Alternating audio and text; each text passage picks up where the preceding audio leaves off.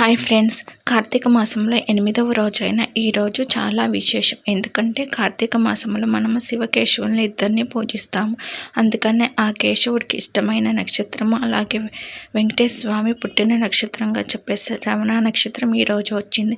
అలాగే అష్టమి కూడా వచ్చింది, గోపాష్టమి అని కూడా అంటారు. కార్తీక మాసంలో శ్రవణ నక్షత్రం రోజు వచ్చే రోజుని కోటి సోమవారం అంటారు. దీన్నే కొంతమంది కోటి సోమవారం అని కూడా అంటున్నారు. అయితే ఈరోజు మనము ఏదైనా పూజ చేసినా, దానం చేసిన, అన్నదానం, వస్త్రదానం, దీపదానం ఏది చేసినా కానీ మనం కోటి రెట్లు చేసిన ఫలితం అయితే దక్కుతుంది.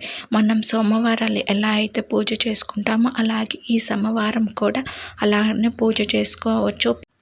ఈ కోటి సోమవారం రోజు మనం ఏది చేసినా కానీ కోటి రెట్లు చేసిన ఫలితం అయితే దక్కుతుంది. మామూలు రోజుల్లో అయితే ఒక రోజు చేస్తే ఆ రోజుకి వస్తుంది, కానీ ఈరోజు కోటి రెట్లు ఫలితం వస్తుంది.